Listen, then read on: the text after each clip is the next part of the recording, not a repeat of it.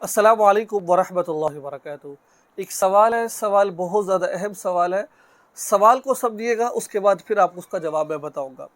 एक मजबूर बहन का सवाल है। कारी साहिब, मेरे शोहर मेरे मुंह में अपना नफ्स डालते हैं। कारी साहिब, मैं बहुत मजबूर हो जाती हूँ। मेरा दिल नहीं करता ये सब करने को, पर अगर ना करूँ तो वो बोलते हैं कि तुम्हारी नमाज कबूल नहीं हो सकती अगर तुम मेरे हुक्म नहीं मानोगी। कारी साहिब, मुँह में कभी फारिग भी हो जाते हैं मेरे शोहर।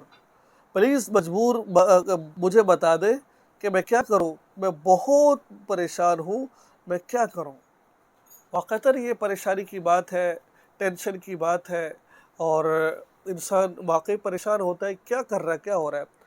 एकदम गैर फितरी तरीके से हम मिसरी की जाए, गैर तरीके से ये काम किया जाए तो परेशानी तो बनती है ना। और एक गंदगी चीज़, जो गंदगी है, बनी गंदगी है, कपड़ों में लगते कपड़े नापाक हो जाते, उसको मुँह में करना, ये तो सरासर जुल्म और ज़्यादती है। अक्सर होता क्या है हमारे यहाँ, मामूल ये है कि लोग गंदी मूवीज़ देखते हैं, ठीक है।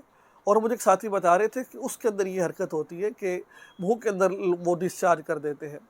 तो अब ज़ाहिर बात है, उनको देखना है तो फिर इधर भी लोग इसी तरह काम कर रहे होते हैं। तो ये एक गलत फेल है, गलत अमल है कि मुँह में, ये देखे ना, मुँह में करना ये गुनाह है, ये जायज़ नहीं है।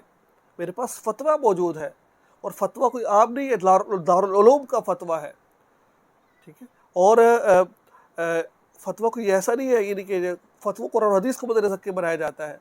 तमाम हदीस को, कुरान पाक को रखकर फिर फतवा बनाया जाता है। तो यही है कि ये ठीक नहीं है। अगर आपकी बीवी, आपके शोहर आपसे ये कहे कि मेरे नफ्स मुँह में लो, आप उनको साफ इनकार कर दें, लेकिन तरीके के साथ। वो उनका कहना कि आपकी नमाज कबूल नहीं है, रोज़ा, देखो ना, वो बात हमने माननी है जो शरीयत के मुताबिक हो। अगर वो शरीयत के हट कर बात कर दे, जैसे वो कहते हैं मैंने गैर फितरी तरीके से हम मिसरी करे, पीछे से कर रहे, तो भाई नहीं कर सकते। हैज़ में कर रहे हैं, इनकार करें। हद से ज़्यादा करे तो इनकार करें। मुँह में कर रहे हैं तो साफ इनकार करें, लेकिन तरीके के साथ, बदतमीज़ी लहजे में नहीं करना।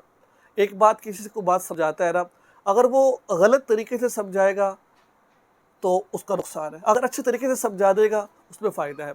अब आप कहें कि शोहर मानता नहीं है, और ये बात गलत है कि आपकी नमाज रोज़ा कबूल नहीं होंगे। आपकी नमाज, ये तमाम चीज़ें कबूल होगी अल्लाह के यहाँ, ऐसा नहीं है।